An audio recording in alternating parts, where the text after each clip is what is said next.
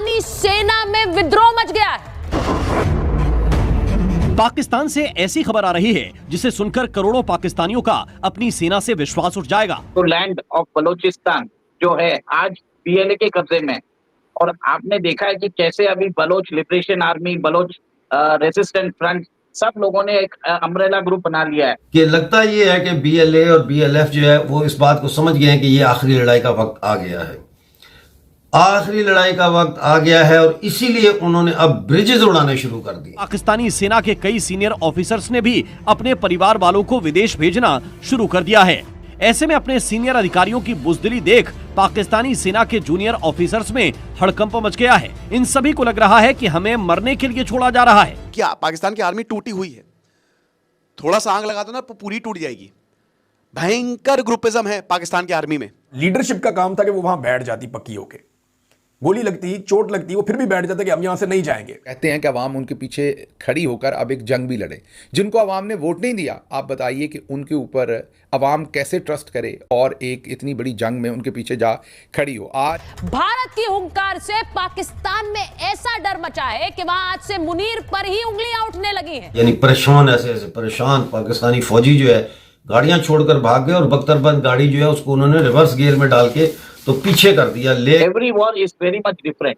यहाँ पे पाकिस्तान खुद परेशान होकर रखा है कि इंडिया करेगा क्या। अब पाकिस्तान के अवाम के इंटरेस्ट में है कि उनकी ये जो घटिया आर्मी है, उनकी जो स्ट्रेंथ है वो टूटे, ताकि पाकिस्तान की। थोड़े दिन पहले 2-3 दिन पहले उनके इंफॉर्मेशन मिनिस्टर ने बोला था 36 आवर्स में भारत हमला करेगा।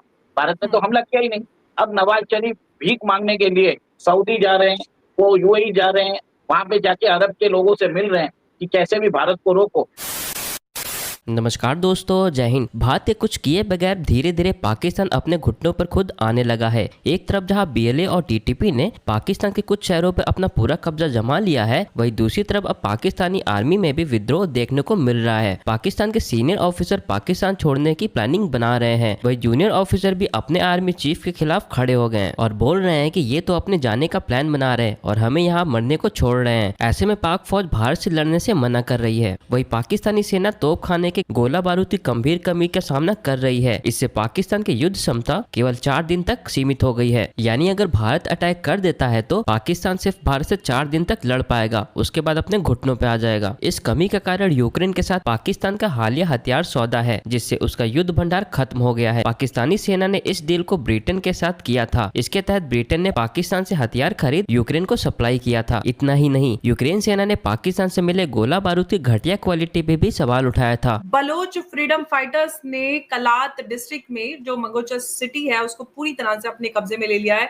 सरकारी बिल्डिंगें और मिलिट्री इंस्टॉलेशन सभी पर काबिज हो गई है, और कई सारी ऐसी बड़ी खबरें आ रही हैं जिसमें ये भी खबर है कि 22 जो आर्मी पर्सनल है उनको बीएलए ने मौत के घाट उतार दिया है।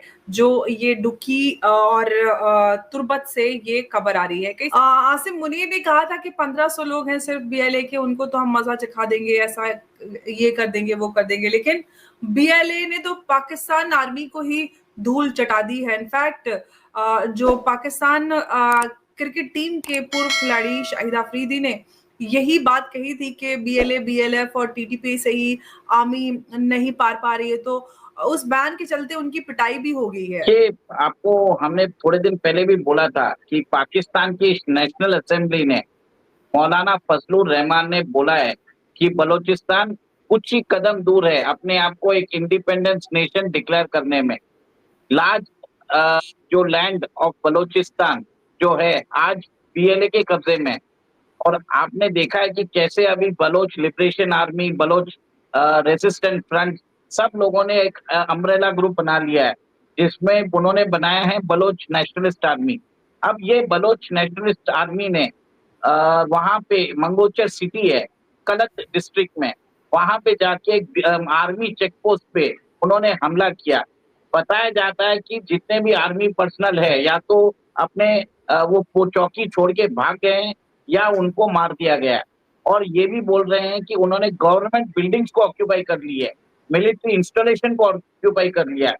देखिए कलत का इंपॉर्टेंस क्या है। कलत is one of the very, जो बोलते हैं ना सीपेक के रूट में, हाँ कालत, कल्लात कल्लात अच्छा कलात, हाँ कलात जो है सीपेक के अंदर it's one of the most prominent जो बोलते हैं एरिया है, जिससे सारे प्रोजेक्ट चाइना के कलात से होके निकलते हैं। और इसके अंदर हमला करके ये एक तरह से पाकिस्तान की रीढ़ की हड्डी तोड़ने की है बलूचिस्तान के एरिया में। और आपने जिस हिसाब से बोला है, जिसमें आपने बताया कि तुर्बत और दुकी में 22 पाकिस्तानी जो फौजी है इनको मौत के घाट उतार दिया है। अब आपने एक क्वेश्चन रेज किया, जैसे आसिफ मुनीर ने बोला था कि सिर्फ 1500 लोग हैं। देखिए अंबर जी, अभी एक तरह से बताया जाता है कि Baloch Liberation Army, Baloch Nationalist Army में आज लेडीज भी घुस गई हैं। वो फिदाइन बनने को तैयार है, वो अपने आप को एक तरह से ह्यूमन बॉम्ब बन के पाकिस्तान के वहां पे जाके मिलिट्री इंस्टॉलेशन में जाके अपने आप को उड़ाने को तैयार है। अब इतना जुल्म सितम अगर कोई आर्मी करेगी, विमेन जो ये एक्सट्रीम स्टेप लेती है, ये बहुत देर के बाद ही लेती है, जब उनको मालूम है कि उनको बचने का कोई तरीका नहीं है। This is the ultimate level of sacrifice. और उस May 9 की मीटिंग में भारत प्रेशराइज करने वाला है IMF को कि आप फ्यूचर में पाकिस्तान की सारी एड को रिव्यू करिए। आप उनको अगर लोन दे रहे हैं तो कंडीशन डालिए, पास प्रोजेक्ट को रिव्यू करिए कि आपकी कोई एड ऐसा ना हो कि वो सब्सिडाइज कर रही है पाकिस्तान मिलिट्री को, ऐसे सब्सिडाइज नहीं कर रही है टेररिज्म को। क्योंकि ये IMF का पैसा सिर्फ अमेरिका का पैसा नहीं है, इसमें सारे लोगों का पैसा है।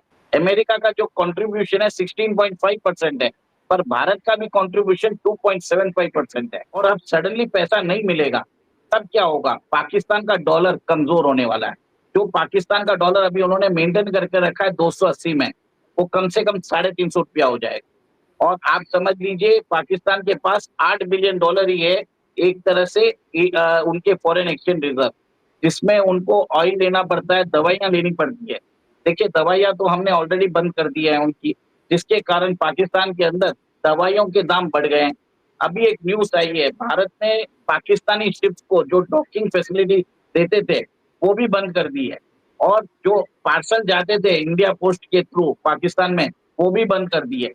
और बता दिया है कि हमें अगर पाकिस्तान कंट्री, अगर कोई गुड्स जिसका कंट्री ऑफ ओरिजिन पाकिस्तान है, अगर वो दुबई होके भी आ रहा है, हमें वो प्रोडक्ट नहीं चाहिए। कि लगता ये है कि BLA और BLF जो है वो इस बात को समझ गए हैं कि ये आखिरी लड़ाई का वक्त आ गया है, आखिरी लड़ाई का वक्त आ गया है। और इसीलिए उन्होंने अब ब्रिजेस उड़ाने शुरू कर दिए ताकि ये एक इलाके से दूसरे इलाके में जो लैंड के ज़रिए मोबिलिटी है इनकी, ये ख़त्म हो जाए।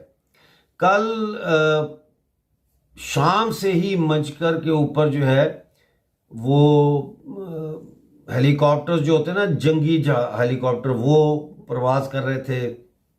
थोड़े थोड़े वक्फे से धमाकों की आवाज़ आ रही थी।